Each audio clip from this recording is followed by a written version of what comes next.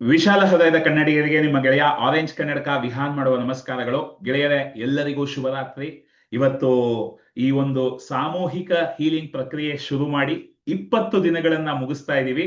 ಎಲ್ಲರೂ ಒಬ್ಬರಿಗೆ ಒಬ್ಬರು ಸಿ ಫಾರ್ ಕಂಗ್ರಾಚುಲೇಷನ್ಸ್ ಅಂತ ಟೈಪ್ ಮಾಡ್ಬೋದಾ? ಯಾರೆಲ್ಲ ಬಹಳಷ್ಟು ದಿನಗಳನ್ನ ಲೈವ್ ಆಗಿ ಅಟೆಂಡ್ ಮಾಡಿದೀರಾ ಅಥವಾ ರೆಕಾರ್ಡಿಂಗ್ ಮುಖಾಂತರ ಮಿಸ್ ಮಾಡದೆ ಅಟೆಂಡ್ ಮಾಡಿದೀರಾ, ನಿಮ್ಮೆಲ್ಲರಿಗೂ ಅಭಿನಂದನೆಗಳು. ಗೆಳೆಯರೇ, ನಾವೆಲ್ಲ ವೈಯಕ್ತಿಕವಾಗಿ ಒಟ್ಟಿಗೆ ಬಂದು ಒಂದು 2 ದಿನಗಳ ವಿಶೇಷ ಕಾರ್ಯಾಗಾರದಲ್ಲಿ ಆಕರ್ಷಣೆಯ ನಿಯಮದ ಬಗ್ಗೆ ಆಳವಾಗಿ ಕಲ್ತ್ಕೊಂಡು, ಹೀಲಿಂಗ್ ನ ಬಗ್ಗೆ, ಆಕರ್ಷಣೆಯ ನಿಯಮದ ಬಗ್ಗೆ ಎಲ್ಲ ಆಳವಾಗಿ ಕಲ್ತ್ಕೊಂಡು ನಮ್ಮ ಜೀವನದ ಗುಣಮಟ್ಟವನ್ನ ಇನ್ನಷ್ಟು ಅದ್ಭುತವಾಗಿ ಮಾಡೋದಕ್ಕೆ ಒಂದು ಕಾರ್ಯಕ್ರಮವನ್ನ ನಾನು ಬೆಂಗಳೂರಲ್ಲಿ ಮಾಡಬೇಕು ಅಂತ ಒಂದು ಸಂಕಲ್ಪ ತಗೊಂಡಿದ್ದೆ. ಅದಕ್ಕೆ ನಾನು ಒಬ್ಬನೇ ಅದನ್ನ ಆಕರ್ಷಿಸೋ ಬದಲು ಇದನ್ನ ನಾನು ಒದ್ದಾಡಿ ಕಷ್ಟಪಟ್ಟು ಪ್ರಯತ್ನ ಪಟ್ಟು ಪರಿಶ್ರಮ ಹಾಕಿ ಎಲ್ಲ ಮಾಡೋದಕ್ಕೆ ನನ್ಗೆ ಇಷ್ಟ ಇಲ್ಲ. ಇದನ್ನ ಆಕರ್ಷಣೆಯ ನಿಯಮವನ್ನ ಬಳಸ್ಕೊಂಡು ಪ್ರಕೃತಿ ಎಲ್ಲವನ್ನೂ ತನ್ನಷ್ಟಕ್ಕೆ ತಾನೇ ತಂದು ಕೊಡ್ಬೇಕು. ಅವಕಾಶ, ಸರಿಯಾದ ಜನ, ಸರಿಯಾದ ಒಂದು ಜಾಗ, ಮತ್ತೆ ಅಲ್ಲಿ ಒಂದು 500 ಜನ ಏನ್ ಸಂಕಲ್ಪ ತಗೊಂಡಿದೀನಿ ಜನ ಬರಬೇಕು. ಸೊ ಎಲ್ಲವೂ ಈ ಸರ್ತಿ ನಾನು ಇಡೀ ಜೀವನ ಕಷ್ಟಪಟ್ಟು ದುಡಿಯೋದು, ಕಷ್ಟಪಟ್ಟು ಅವ್ರ ಹತ್ರ ಮಾತಾಡು, ಇವ್ರ ಹತ್ರ ಮಾತಾಡು, ಈ ಜಾಗ ಅರೇಂಜ್ ಮಾಡು, ಆ ಜಾಗ ಅರೇಂಜ್ ಮಾಡು, ಎಲ್ಲವನ್ನು ಮಾಡ್ಬೇಕಾದ್ರೆ ಮನ್ಸಲ್ಲಿ ಒಂದು ಒದ್ದಾಟ ಇರುತ್ತೆ. ಆಗುತ್ತೋ ಇಲ್ವೋ ಅನ್ನೋ ಭಯ ಇರುತ್ತೆ, ಆತಂಕ ಇರುತ್ತೆ, ಮತ್ತೆ ಆಗ್ಲಿಲ್ಲ ಅಂದ್ರೆ ಏನಾಗ್ಬಿಡುತ್ತೋ ಅನ್ನೋ ಒಂದು ಸಂಶಯ ಮನೋಭಾವ ಇರುತ್ತೆ. ಎಷ್ಟು ಜನಕ್ಕೆ ಯಾವುದೇ ಒಂದು ಕೆಲ್ಸದಲ್ಲಿ ನೀವು ಕೈ ಇಟ್ಟಾಗ ಸ್ವಲ್ಪ ನಿಮ್ಮ ಈಗಿನ ಒಂದು ಪರಿಸ್ಥಿತಿಯನ್ನ ಮೀರಿದಂತಹ ಕೆಲಸ, ಅಥವಾ ನೀವು ಇಲ್ಲಿವರೆಗೂ ಮಾಡಿರೋದಕ್ಕಿಂತ ನಿಮ್ಮ ಶಕ್ತಿಯನ್ನ ಮೀರಿದಂತಹ ಕೆಲಸ, ಆ ರೀತಿ ಕೆಲಸಗಳಲ್ಲಿ ಕೈ ಇಟ್ಟಾಗ ಈ ರೀತಿ ಭಾವನೆಗಳು ಎಷ್ಟು ಜನಕ್ಕೆ ಬರುತ್ತೆ? ಮೀ ಅಂತ ಟೈಪ್ ಮಾಡಿ.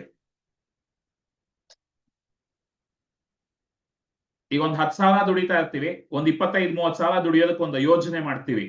ಸಡನ್ ಆಗಿ ಎಲ್ಲಾ ತರ ತಲೆನೋವು, ಭಯ ಸ್ಟಾರ್ಟ್ ಆಗುತ್ತೆ, ಆಗುತ್ತೋ ಇಲ್ವೋ ಅನ್ನೋ ಸಂಶಯ ಭಾವ ಸ್ಟಾರ್ಟ್ ಆಗುತ್ತೆ, ಮನ್ಸಲ್ಲಿ ಆತಂಕ.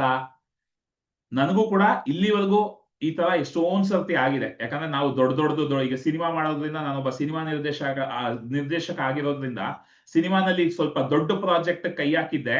ದುಡ್ಡು ಬರುತ್ತಾ, ಜನ ಬರ್ತಾರ, ಇವ್ರು ಕರೆಕ್ಟ್ ಆಗಿ ಬರ್ತಾರ, ಅವ್ರು ಕರೆಕ್ಟ್ ಆಗಿ ಬರ್ತಾರ, ತುಂಬಾ ಯೋಚಿಸಿದಾಗ ಅದು ಟೆನ್ಷನ್ ಅದೆಲ್ಲ ಆಗ್ತಾ ಇರುತ್ತೆ.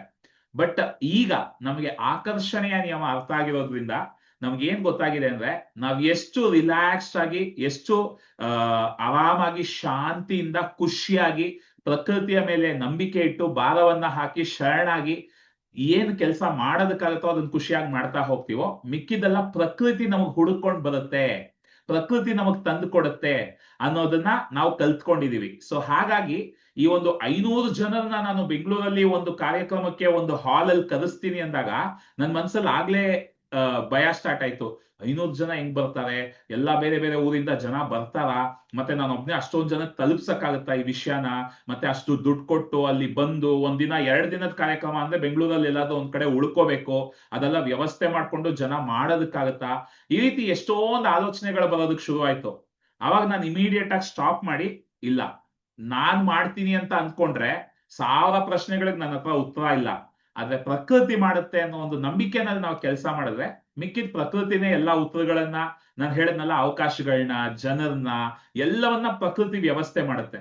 ಸೊ ಹಾಗಾಗಿ ಈ ತರ ಪ್ರಕೃತಿಯನ್ನ ಈ ಸರ್ತಿ ಕರೆಕ್ಟ್ ಆಗಿ ಪ್ರಕೃತಿ ಶರಣಾಗಿ ಆಕರ್ಷಣೆಯ ನಿಯಮವನ್ನ ಸರಿ ಬಳಸ್ಕೊಂಡ್ ಮಾಡೋಣ ಅಂತ ನಾನು ಸಂಕಲ್ಪ ತಗೊಂಡೆ.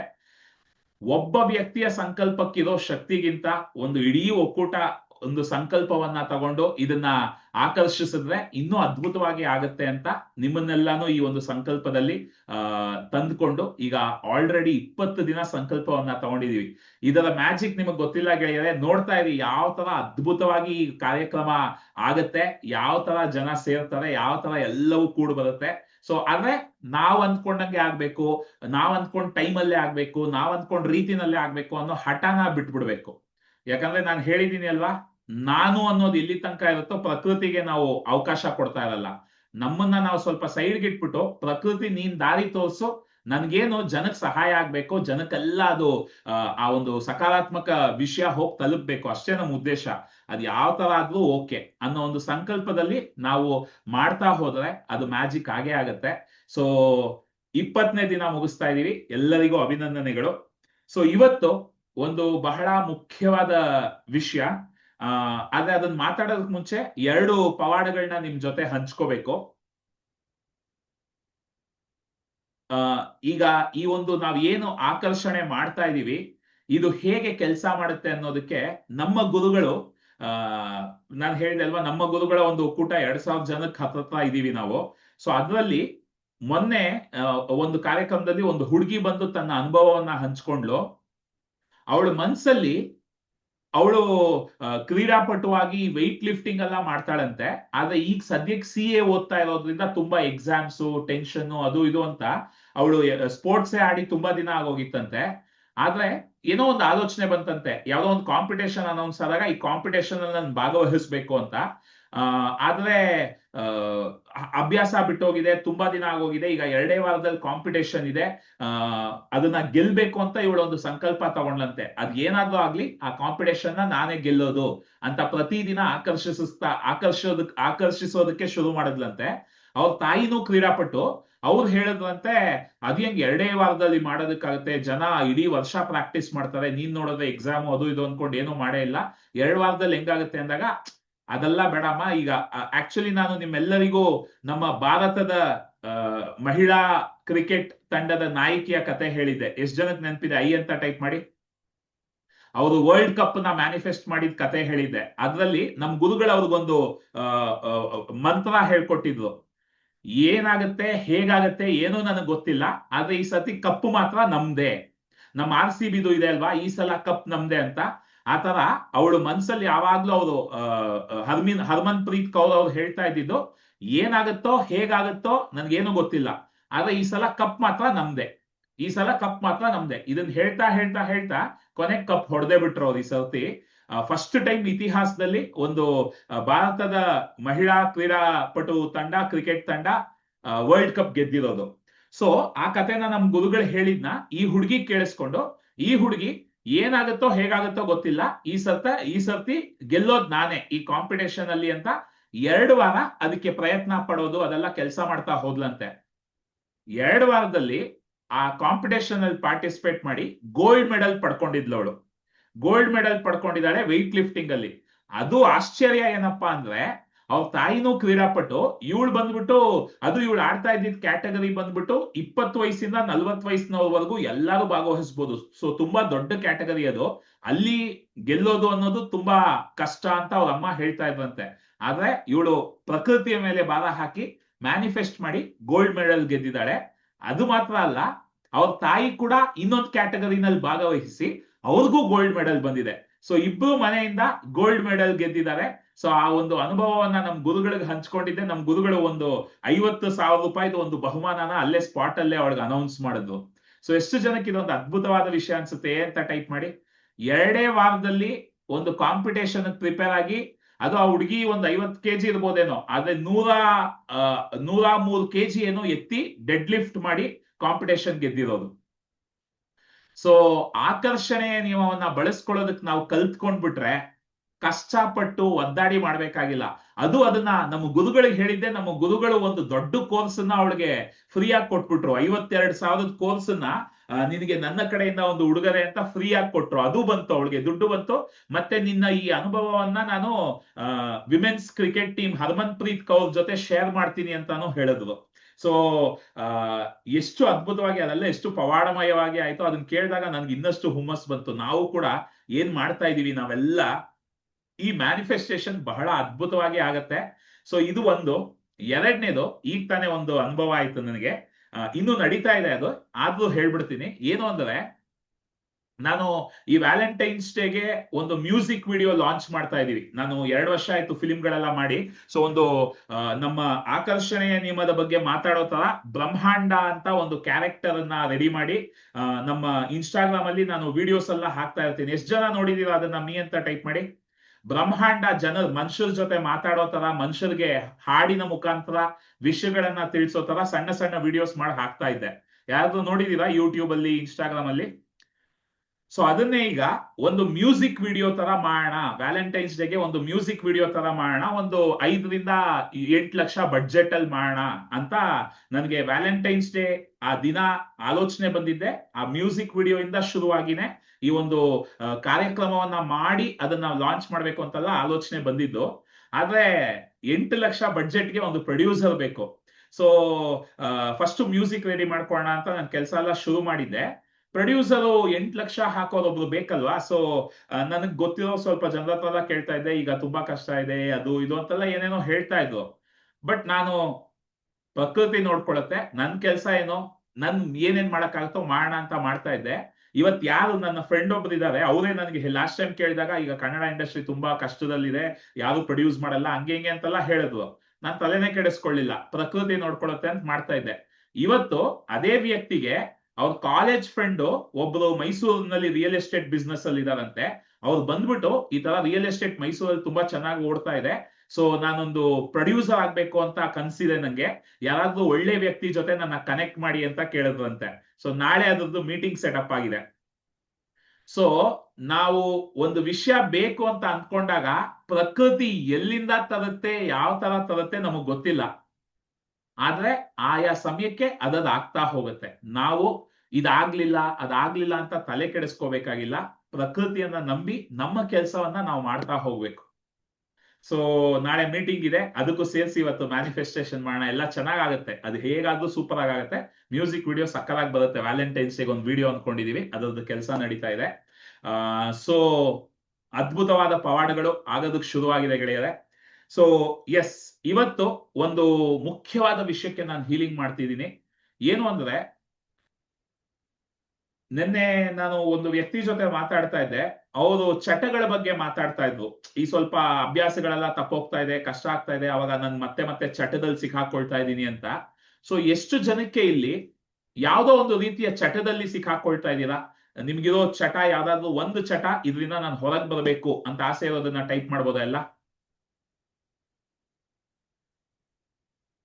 ಸ್ವಲ್ಪ ಜನಕ್ಕೆ ಸಿಗರೇಟ್ ಸೇದೋದು ಒಂದು ಚಟವಾಗಿರ್ಬೋದು, ತುಂಬಾ ಕುಡಿಯೋದು ಚಟವಾಗಿರ್ಬೋದು, ಅಥವಾ ತುಂಬಾ ಇನ್ಸ್ಟಾಗ್ರಾಮ್ ಅಲ್ಲಿ ಸ್ಕ್ರಾಲ್ ಮಾಡೋದು ಒಂದು ಚಟವಾಗಿರ್ಬೋದು, ಅಥವಾ ಇವ್ರ ಬಗ್ಗೆ ತಪ್ಪಾಗಿ ಮಾತಾಡೋದು ಒಂದು ಚಟವಾಗಿರ್ಬೋದು. ನಿಮ್ಗೆ ಏನು ಚಟ ಇದೆ, ಅದರಿಂದ ಹೊರಗೆ ಬರಬೇಕು ಅಂತ ಇದೆ, ಅದನ್ನ ನಂಗೆ ಟೈಪ್ ಮಾಡಿ ಚಾಟ್ ಬಾಕ್ಸ್ ನಲ್ಲಿ.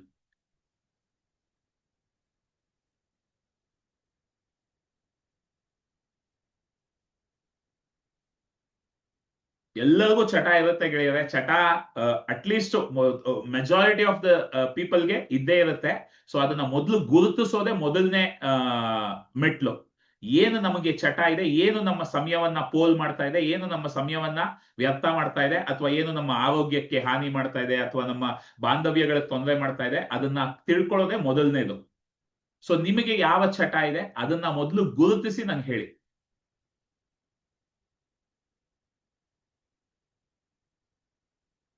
ಅದ್ಭುತ ಗೆಳೆಯರೆ.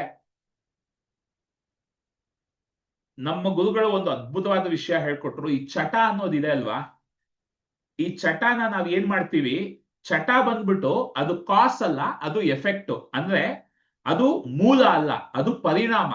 ಮೂಲ ಬೇರೆನೋ ಇರುತ್ತೆ. ಈ ಚಟ ಅನ್ನೋದು ಬಂದ್ಬಿಟ್ಟು ನಾವು ಮೇಲ್ನೋಟದಲ್ಲಿ ನನ್ಗೆ ಈ ಚಟ ಇದೆ ಅಂತ ಅಂದ್ಕೊಳ್ತಾ ಇದೀವಿ. ಆದ್ರೆ ಆ ಚಟ ಏನಕ್ಕೆ ನಮಗ್ ಬಂದಿದೆ ಅಂದ್ರೆ, ಅದಕ್ಕೆ ನಮ್ಮ ಅಂತರಂಗದಲ್ಲಿ ಒಂದು ಗಾಯ ಇರುತ್ತೆ, ಒಂದು ಸಮಸ್ಯೆ ಇರುತ್ತೆ, ಒಂದು ಹೀಲಿಂಗ್ ಬೇಕಾಗಿರುವ ವಿಷಯ ಇರುತ್ತೆ. ಅದನ್ನ ನಾವು ಸರಿ ಮಾಡ್ಕೊಳ್ದೆ, ನಾನು ಎಣ್ಣೆ ಹೊಡಿಯಲ್ಲ, ಇನ್ಮೇಲೆ ನಾನು ಸಿಗರೇಟ್ ಸೇದಲ್ಲ, ನಾನು ಇನ್ಮೇಲೆ ಗುಟ್ಕಾ ಹಾಕಲ್ಲ, ನಾನು ಇನ್ಮೇಲೆ ಇವ್ರ ಜೊತೆ ಮಾತಾಡಲ್ಲ, ನಾನು ಇನ್ಮೇಲೆ ಇನ್ಸ್ಟಾಗ್ರಾಮ್ ನೋಡಲ್ಲ, ನಾನು ಇನ್ಮೇಲೆ ಸ್ಕ್ರಾಲ್ ಮಾಡಲ್ಲ, ಹಿಂಗ್ ಹೇಳಿದ್ರೆ ಅದ್ ಕೆಲ್ಸಾನೇ ಮಾಡಲ್ಲ. ಯಾಕಂದ್ರೆ ತುಂಬಾ ಜನ ಇದು ಪ್ರಯತ್ನ ಪಡ್ತಾರೆ. ಈ ವ್ಯಕ್ತಿ ನನ್ನ ಹತ್ರ ಮಾತಾಡುವಾಗ ಅವ್ರು ದುಃಖ ವ್ಯಕ್ತಪಡಿಸ್ಕೊಳ್ತಾ ಇದ್ರು, ನನ್ ಮೇಲೆ ನನಗೆ ಬೇಜಾರಾಗತ್ತೆ, ನನ್ ಬಗ್ಗೆನೆ ನನ್ಗ ಅವಮಾನ ಆದಂಗ ಆಗತ್ತೆ, ನನ್ ಬಗ್ಗೆನೆ ನನಗೆ ಕೋಪ ಬರುತ್ತೆ. ಯಾಕಂದ್ರೆ ನಾನು ಹೇಳ್ತೀನಿ ಇದು ಮಾಡ್ತೀನಿ ಇನ್ಮೇಲೆ ಅಂತ, ಆದ್ರೆ ಮಾಡೋದಕ್ಕೆ ಆಗಲ್ಲ, ಮನ್ಸು ಚಂಚಲವಾಗಿದೆ, ಬದಲಾಗತ್ತೆ ಅಂತ ಹೇಳ್ತಾ ಇದ್ರು. ಎಷ್ಟ್ ಜನಕ್ಕೆ ಈ ತರ ಅನ್ಸುತ್ತೆ? ಮೀ ಅಂತ ಟೈಪ್ ಮಾಡಿ. ಇದು ಮಾಡಲ್ಲ ಇನ್ಮೇಲೆ, ನಾನು ಇದು ಟಿವಿ ನೋಡಲ್ಲ ಇನ್ಮೇಲೆ, ಇಷ್ಟೊತ್ತು ಟಿವಿ ನೋಡಲ್ಲ ಇನ್ಮೇಲೆ, ಇನ್ಸ್ಟಾಗ್ರಾಮ್ ಅಲ್ಲಿ ನಾನು ಮಾಡಲ್ಲ ಅಂತ ಅನ್ಕೊಳ್ತೀವಿ. ಆದ್ರೆ ಸ್ವಲ್ಪ ಹೊತ್ತಾದ್ಮೇಲೆ ಅಥವಾ ಒಂದು ವಾರ ಆದ್ಮೇಲೆ ಮತ್ತೆ ಶುರು ಮಾಡ್ಕೊಳ್ತೀವಿ, ಮತ್ತೆ ಇದ್ ಮಾಡ್ತೀವಿ. ಅವಾಗ ಏನಾಗುತ್ತೆ, ಪ್ರತಿ ಸರ್ತಿ ಅದಾಗ್ಬೇಕಾದ್ರೆ ನಮ್ಮೇಲೆ ನಮಗ್ ಸ್ವಲ್ಪ ಮರ್ಯಾದೆ ಕಡಿಮೆ ಆಗುತ್ತೆ. ಮತ್ತೆ ಮತ್ತೆ ಮತ್ತೆ ಮತ್ತೆ ನಾವು ಎಡುತ್ತಾ ಹೋದಾಗ ನಮ್ಮೇಲೆ ನಮ್ಗೆ ಗೌರವ ಕಡಿಮೆ ಆಗುತ್ತೆ. ಆದ್ರೆ ಇಲ್ಲಿ ನಾವು ಅರ್ಥ ಮಾಡ್ಕೋಬೇಕಾಗಿರೋದು, ಆ ಚಟಕ್ಕೆ ಕಾರಣ ನಿಮ್ಮ ಒಂದು ನಿಮ್ಮ ತಲೆನಲ್ಲಿ ಏನೋ ಸಮಸ್ಯೆ ಇದೆ, ಅಥವಾ ನಿಮ್ಮ ಯೋಗ್ಯತೆನಲ್ಲಿ ಏನೋ ಸಮಸ್ಯೆ ಇದೆ ಅಲ್ಲ. ಆ ಚಟಗಳು ಬಂದ್ಬಿಟ್ಟು ಪರಿಣಾಮ. ಅದರ ಮೂಲ ಬಂದ್ಬಿಟ್ಟು ಮನಸ್ಸಿನಲ್ಲಿ ಯಾವುದೋ ಒಂದು ವಿಷಯದಲ್ಲಿ ಸೇರ್ಕೊಂಡಿರುತ್ತೆ. ಒಂದು ಉದಾಹರಣೆ ಕೊಟ್ಟು ಇವತ್ತು ಹೀಲಿಂಗ್ ಅನ್ನ ಮಾಡಿಸ್ತೀನಿ. ನಮ್ಮ ಆಧ್ಯಾತ್ಮಿಕ ಗುರುಗಳು ಈ ಕಥೆನ ಹೇಳಿದ್ರು. ಒಬ್ಬ ವ್ಯಕ್ತಿಗೆ ವಯಸ್ಸು ಹುಡುಗ ಇದ್ದಕ್ಕಿದ್ದಂಗೆ ತುಂಬಾ ಕಾಮ ಶುರು ಆಗೋಯ್ತಂತೆ. ಯಾವ ಹೆಣ್ಣನ್ನ ನೋಡಿದ್ರು ಸಿಕ್ಕಾಪಟ್ಟೆ ಮನ್ಸಲ್ಲಿ ಕಾಮ ಬರೋದು, ಕೆಟ್ಟ ಕೆಟ್ಟ ಆಲೋಚನೆಗಳು ಬರೋದು, ಏನೇನೋ ತಪ್ಪಾಗಿ ಯೋಚಿಸೋದು. ಆ ವ್ಯಕ್ತಿ ಒಳ್ಳೆ ಓದ್ತಾ ಇದ್ದಂತಹ ಹುಡುಗ. ಸೊ ಹಾಗಾಗಿ ಅವನ್ಗೆ ತುಂಬಾ ತಪ್ಪಿತಸ್ಥ ಭಾವ. ಏನಕ್ಕೆ ನಾನು ಎಲ್ಲಾರ್ನು ಈ ತರ ನೋಡ್ತಾ ಇದ್ದೀನಿ, ಏನಕ್ಕೆ ನನ್ನಲ್ಲಿ ಇಷ್ಟೊಂದು ಕಾಮ ಬರ್ತಾ ಇದೆ ಅಂತ ಅವನೊಳಗೆ ಒಂದು ತಪ್ಪಿತಸ್ಥ ಭಾವ.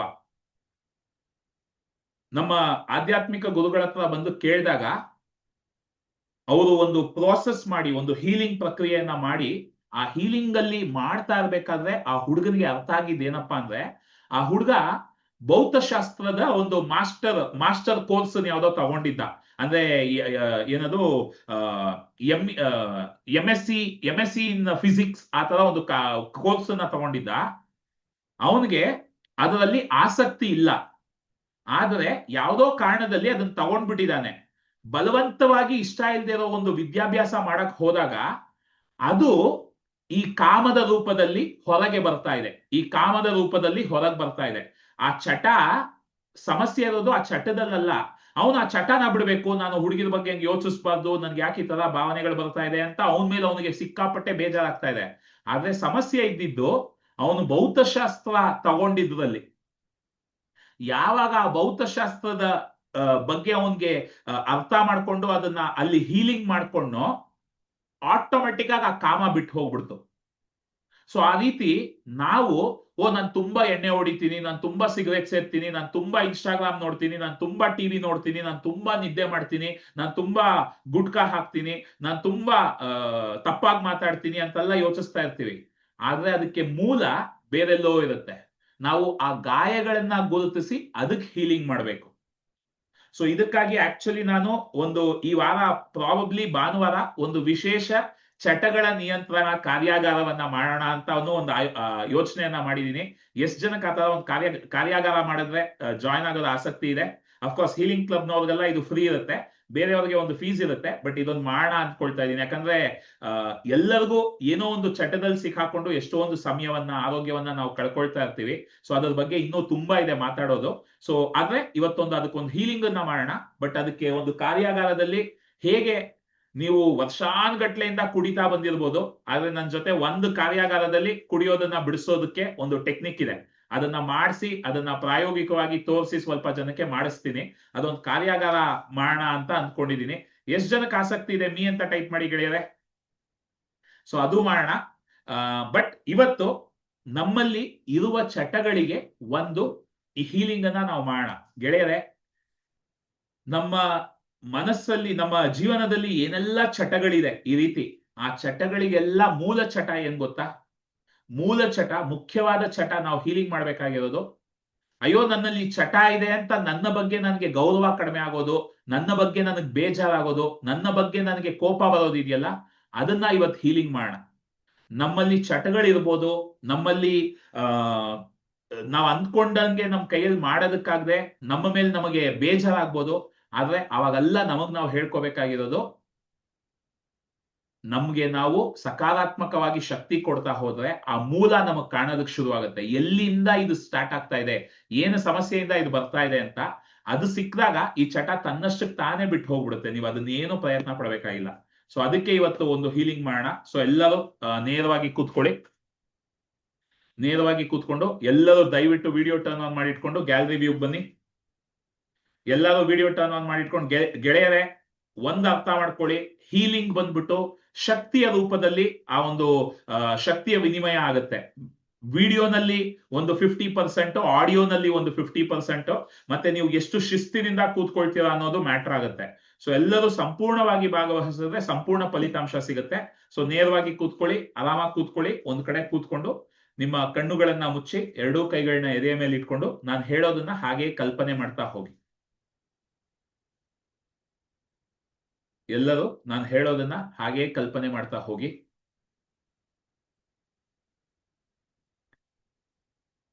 ಹಾಗೆ ನಿಮ್ಮ ಜೀವನವನ್ನ ನೆನಪು ಮಾಡ್ಕೊಳ್ತಾ ಹೋಗಿ. ಹಿಂದಿನ 1 ತಿಂಗಳು ಹಾಗೆ ನಿಮ್ಮ ಕಣ್ಣು ಮುಂದೆ ನೆನಪು ಮಾಡ್ಕೊಳ್ತಾ ಹೋಗಿ, ಕಣ್ಣು ಮುಂದೆ ನೋಡ್ತಾ ಹೋಗಿ. ಅದರಲ್ಲಿ ಈ ರೀತಿ ನಿಮ್ಮ ಜೀವನದಲ್ಲಿ ಯಾವ ಚಟ ನಿಮಗೆ ತುಂಬಾ ತೊಂದರೆ ಕೊಟ್ಟಿದೆ, ಅದನ್ನ ನೆನಪು ಮಾಡ್ಕೊಳ್ಳಿ ಗೆಳೆಯರೆ. ಯಾರಿಗೋ ಟಿವಿ ನೋಡೋದಿರ್ಬೋದು. ಈಗ ನನಗ್ ಸ್ವಲ್ಪ ಟಿವಿ ನೋಡೋದು ಸಿಕ್ಕಾಪಟ್ಟೆ, ಅದು ನನ್ನ ವೃತ್ತಿ ಕೂಡ, ಆದ್ರೂ ಸ್ವಲ್ಪ ಅದನ್ನ ಜಾಸ್ತಿನೇ ಮಾಡ್ತೀನಿ. ಅದು ನನಗಿರೋ ಒಂದು ಚಟ. ಆ ಅಷ್ಟೇ ನನಗೆ ಅದು. ಮತ್ತೆ ಸ್ವಲ್ಪ ಇನ್ಸ್ಟಾಗ್ರಾಮು, ಫೇಸ್ಬುಕ್ ಸ್ಕ್ರಾಲ್ ಮಾಡೋದು. ಆ ರೀತಿ ನಿಮಗೆ ಏನಿದೆ, ಯಾರಿಗೋ ಕುಡಿಯೋದ್ರಲ್ಲಿ ಸ್ವಲ್ಪ ಜಾಸ್ತಿ ಹೆಚ್ಚಾಗಿ ನಾವು ತೊಡಗಿಸ್ಕೊಳ್ತಾ ಇರ್ತೀವಿ, ಅಥವಾ ಸಿಗರೇಟ್ ಸೇದೋದ್ರಲ್ಲಿ, ಅಥವಾ ಇನ್ನೇನೋ ಪಾನ್ ಬೀಡ ಹಾಕೋದ್ರಲ್ಲಿ, ಅಥವಾ ಇನ್ಸ್ಟಾಗ್ರಾಮ್ ಅಲ್ಲಿ ಸ್ಕ್ರಾಲ್ ಮಾಡೋದಿರ್ಬೋದು, ಅಥವಾ ತಪ್ಪಾಗಿ ಬೇರೆಯವ್ರ ಬಗ್ಗೆ ತಪ್ಪಾಗಿ ಮಾತಾಡೋದು, ಗಾಸಿಪ್ ಮಾಡೋದು ಅಂತೀವಿ, ಬೇರೆಯವ್ರ ಬಗ್ಗೆ ಹರಟೆ ಹೊಡಿತಾ ಸಮಯವನ್ನ ವೇಸ್ಟ್ ಮಾಡೋದು, ಅಥವಾ ತುಂಬಾ ನಿದ್ದೆ ಮಾಡೋದು, ಅಥವಾ ಸಿಕ್ಕಾಪಟ್ಟೆ ಸ್ವೀಟ್ ತಿನ್ನೋದು. ಈ ರೀತಿ ಬೇರೆ ಬೇರೆ ಚಟಗಳಿರುತ್ತೆ ಒಬ್ಬೊಬ್ಬ ವ್ಯಕ್ತಿಗೂ. ನಿಮ್ಮ ಚಟ ಏನೋ, ಯಾವುದು ನಿಮಗೆ ತುಂಬಾ ತೊಂದರೆ ಮಾಡ್ತಾ ಇದೆ. ಈಗ ನನಗೆ ಕಣ್ಣಿಗೆ ಸಮಸ್ಯೆ ಆಗಿತ್ತು, ಅದು ಜಾಸ್ತಿ ಟಿವಿ ನೋಡಿರೋದ್ರಿಂದ, ಫೋನ್ ನೋಡ್ತಾ ಇರೋದ್ರಿಂದ ಆ ತರನೂ ಆಗಿರುತ್ತೆ. ಸೊ ಆ ತರ ನಿಮಗೆ ಯಾವ ಚಟದಿಂದ ನಿಮ್ಮ ಆರೋಗ್ಯಕ್ಕೆ, ನಿಮ್ಮ ದೇಹಕ್ಕೆ, ನಿಮ್ಮ ಬಾಂಧವ್ಯಕ್ಕೆ, ನಿಮ್ಮ ಅಭಿವೃದ್ಧಿಗೆ ಸಮಸ್ಯೆ ಆಗ್ತಾ ಇದೆ, ಅದನ್ನ ಗುರುತಿಸಿ. ಅದನ್ನ ಗುರುತಿಸಿ ಆ ಚಟದಿಂದ ನಿಮ್ಮ ಮನಸ್ಸಲ್ಲಿ ಯಾವ ಭಾವನೆಗಳು ಬರ್ತಾ ಇದೆ ಅದನ್ನ ಗುರುತಿಸಿ. ಯಾವ ಭಾವನೆಗಳು ಬರ್ತಾ ಇದೆ, ಥೋ ಏನಪ್ಪ ಹೀಗ್ ಮಾಡ್ತಾ ಇದ್ದೀನಿ ನಾನು ಅಂತ ನಿಮ್ಮ ಮೇಲೆ ನಿಮಗೆ ಸ್ವಲ್ಪ ಬೇಜಾರು, ನಿಮ್ಮ ಮೇಲೆ ನಿಮಗೆ ಸ್ವಲ್ಪ ಅಸೂಯೆ, ಅವಮಾನ, ಒಂಥರ ಅವಮಾನ ಆಗ್ತಾ ಇರುತ್ತೆ. ಮತ್ತೆ ತಪ್ಪಿತಸ್ಥ ಭಾವ, ಅಪರಾಧಿ ಭಾವ ಇರುತ್ತೆ. ಯಾಕೆ ಹೀಗ್ ಮಾಡ್ತಾ ಇದ್ದೀನಿ ನಾನು, ಯಾಕೆ ನನಗೆ ಬುದ್ಧಿನೇ ಬರ್ತಾ ಇಲ್ಲ, ಇಷ್ಟು ವಯಸ್ಸಾಗಿದೆ ಯಾಕೆ ಈ ತರ ಮಾಡ್ತಾ ಇದ್ದೀನಿ ಅಂತ ನಮಗ್ ನಾವು ಬೈಕೊಳ್ತಾ ಇರ್ತೀವಿ. ಆ ರೀತಿ ಯಾವ ಭಾವನೆಗಳು ನಿಮ್ಮ ಮನಸ್ಸಲ್ಲಿ ಬರ್ತಾ ಇದೆ ಅದನ್ನ ಹಾಗೇ ನೋಡ್ತಾ ಹೋಗಿ.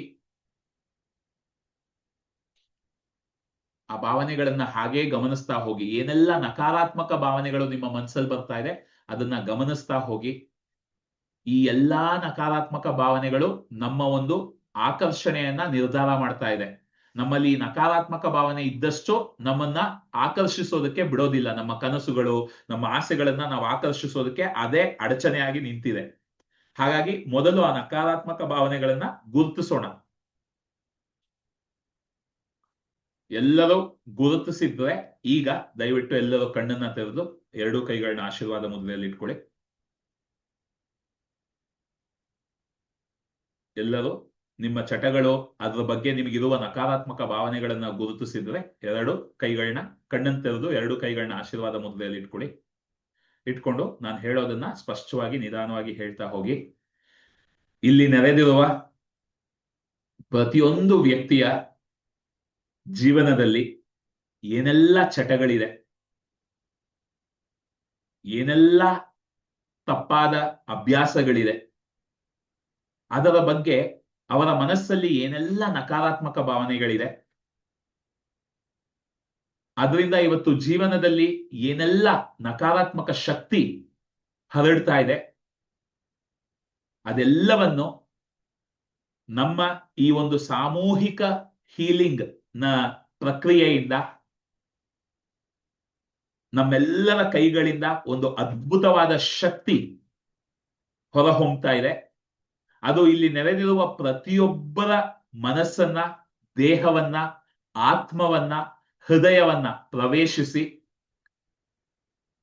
ಅವರ ಮನಸ್ಸಿನಲ್ಲಿ ಇರುವ ನಕಾರಾತ್ಮಕ ಭಾವನೆಗಳನ್ನೆಲ್ಲ ಸಂಪೂರ್ಣವಾಗಿ ಕರಗಿಸಿ ಸಕಾರಾತ್ಮಕ ಭಾವನೆಗಳನ್ನ ತುಂಬಿ ಅವರಿಗೆ ಅವರು ಕ್ಷಮಾಪಣೆ, ಪ್ರೀತಿ, ಸ್ವೀಕರಣೆ, ಗೌರವ, ಉತ್ಸಾಹ, ಪ್ರೋತ್ಸಾಹ, ಈ ರೀತಿ ಸಕಾರಾತ್ಮಕ ಭಾವನೆಗಳ ಶಕ್ತಿಯನ್ನ ತುಂಬಿ ಆ ಚಟಗಳ ಮೂಲ ಸಂಪೂರ್ಣವಾಗಿ ಸರಿ ಹೋಗಿ ಎಲ್ಲರ ಜೀವನದಲ್ಲಿ ಆರೋಗ್ಯ, ವೃತ್ತಿ ಜೀವನ, ಹಣಕಾಸು, ಬಾಂಧವ್ಯ ಈ ನಾಲ್ಕೂ ಕ್ಷೇತ್ರಗಳಲ್ಲಿ ಅದ್ಭುತವಾದ ಅಭಿವೃದ್ಧಿ, ಬೆಳವಣಿಗೆ ಆಗ್ತಾ ಇದೆ. ಅವರ ಎಲ್ಲಾ ಕನಸುಗಳು ಸುಲಭವಾಗಿ, ಸರಳವಾಗಿ, ಸರಾಗವಾಗಿ, ಅದ್ಭುತವಾಗಿ, ಪವಾಡಮಯವಾಗಿ, ವೇಗವಾಗಿ ನೆರವೇರ್ತಾ ಇದೆ. ತಥಾಸ್ತು, ತಥಾಸ್ತು, ತಥಾಸ್ತು.